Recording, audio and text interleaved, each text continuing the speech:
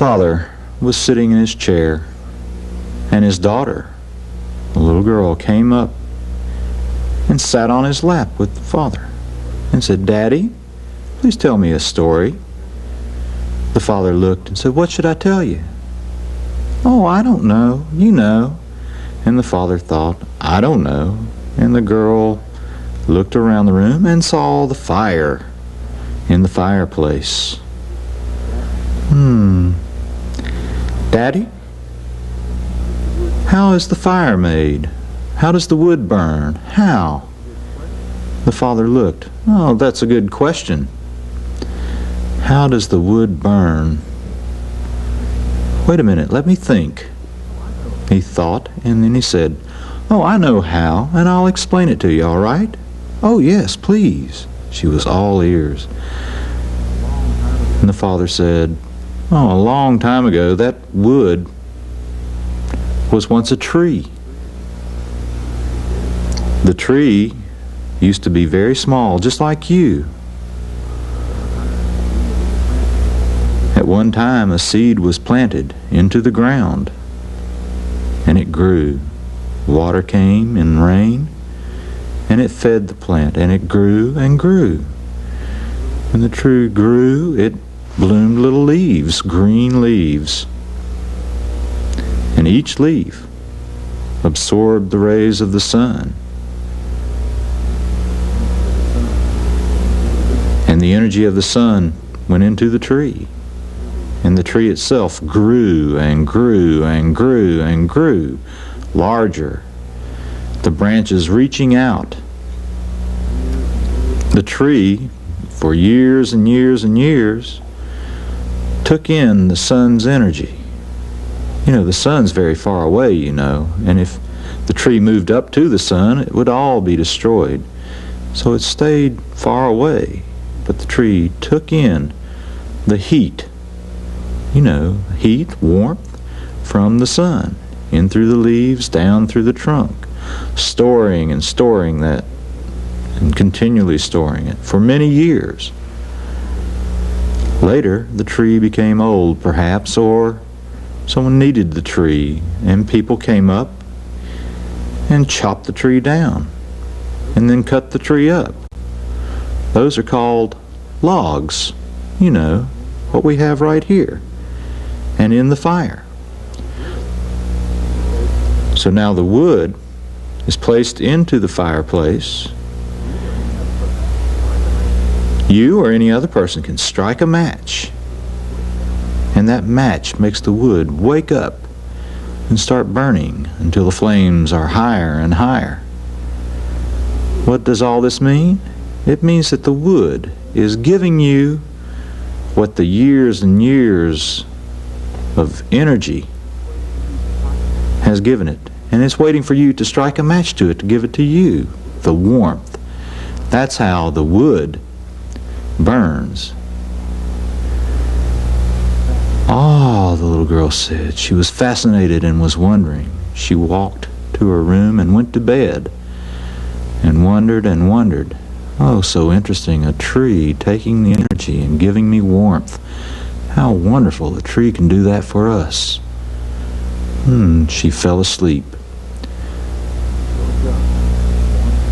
She woke up in the morning and the sun was shining in brightly. And she thought, "Oh, trees." So she got up and got dressed and ran outside and looked at the trees. She went up to one and felt its trunk, kissed it and caressed it.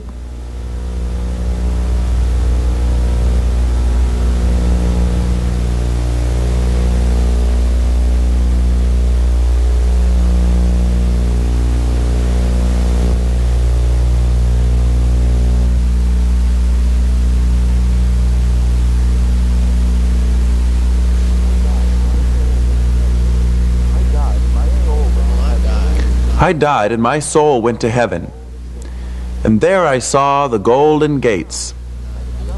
After looking around, I discovered the gates were locked.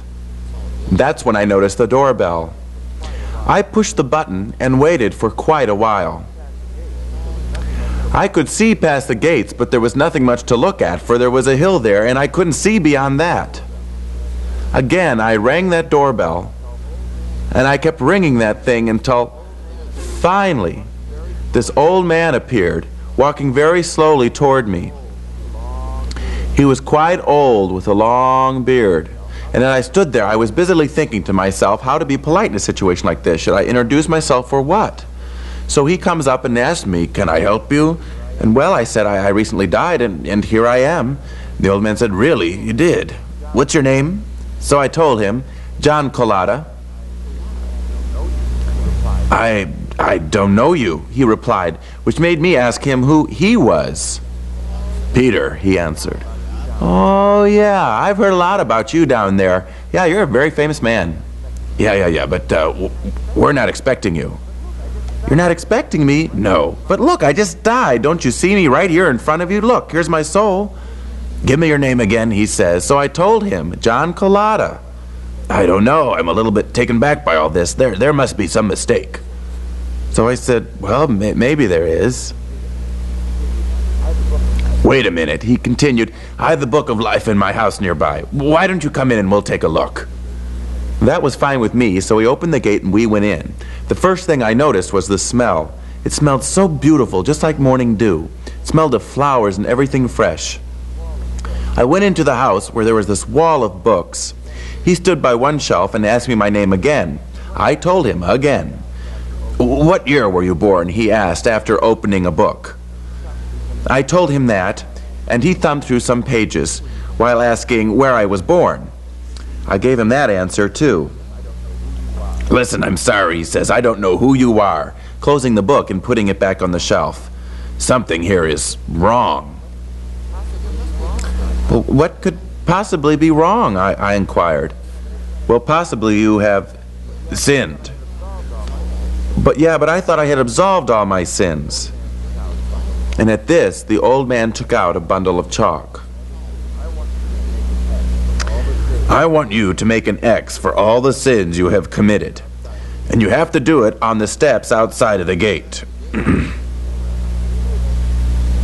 Oh, on the gate well, okay. So the two of us went back outside of the gates, and the old man told me, "Well, good luck now. Make sure all your sins are crossed out." So I was there on the steps, trying to remember and busily making X's, and this went on for quite a long time. I was slashing away at my X's.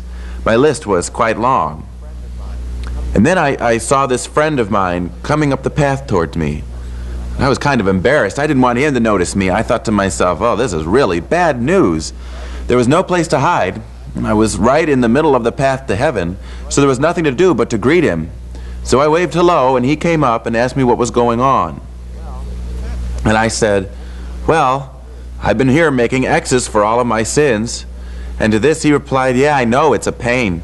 I've been doing the same thing, and I've been going up now for my third piece of chalk."